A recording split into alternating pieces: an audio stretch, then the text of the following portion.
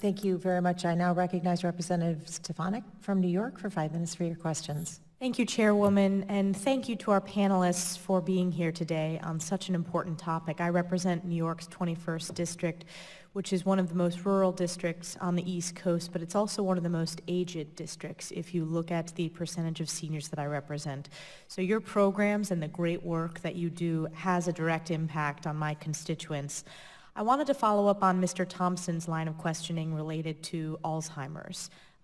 As we know, there are approximately 200,000 Americans suffering from early onset Alzheimer's disease, and too often people living with this disease in their 30s, 40s, and 50s can have young children, new homes, or growing careers. They are shut out of vital services just because they're young and the disease hits them earlier. Alzheimer's forever changes people's lives. It's impacted my family, and we've heard from stories on both sides, both individuals in the audience here today, witnesses, as well as members of Congress who have been impacted. I introduced the Younger Onset Alzheimer's Act this year. That was the legislation Mr. Thompson was referencing. That would amend the Older Americans Act to ensure the availability of programs and services for those impacted by Alzheimer's by allowing patients younger than 60 to access them. So my question, Ms. Whiting, is this legislation would allow the National Family Caregiver Support Program and the Long-Term Care Ombudsman Program to serve this population, but can you shed more light on how expanding these programs to those under the age of 60 would greater support family caregivers, especially those in the workforce or those caring for young children? I'm really interested in the caregiver piece aspect of this. Thank you for that question. I think Alzheimer's is probably one of the biggest threats to, for lack of a better word, facing us.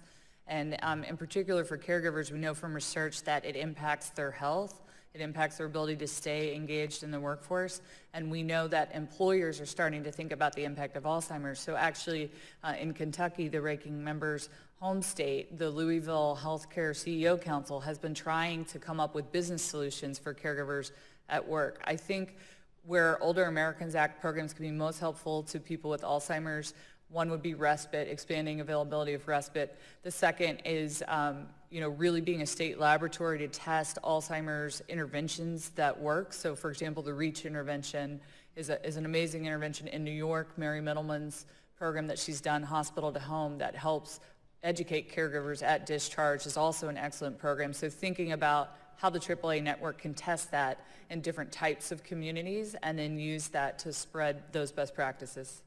Thank you. Ms. Gerard, I wanted to follow up on your recommendation about workforce development when it comes to caregivers. The issue of caregivers is something that not only I've engaged on this committee, but also on the House Armed Services Committee when it comes to military caregivers. There was a program through the VA for military caregivers, but they did not anticipate just how many applications there would be, so it was underestimated. You talk about workforce development specifically for caregivers. What can we do to ensure that we have a trained, qualified, and well-paid workforce when it comes to caregiving? That's a really great question as far as what's kind of infrastructure is needed. I think we need to be looking at making sure that it's seen as a viable career, that it pays a living wage. That can be a challenge where sometimes the caregivers, the in-home caregivers are actually receiving public benefits. So the more we can promote a living wage for folks where they might be able to get some benefits. And I know I had the opportunity to be on our Oregon Home Care Commission, and they really have developed statewide a strategic plan. So I think encouraging communities to develop strategic planning that really looks at their workforce and how they can really boost it, because really we're funding that workforce in our area through both Medicaid, through state funds, and Older Americans Act funds. So, and it impacts really all the individuals getting those services. So it's a real vital thing. Absolutely. Any other feedback on those questions from other panelists? Ms. Archer-Smith?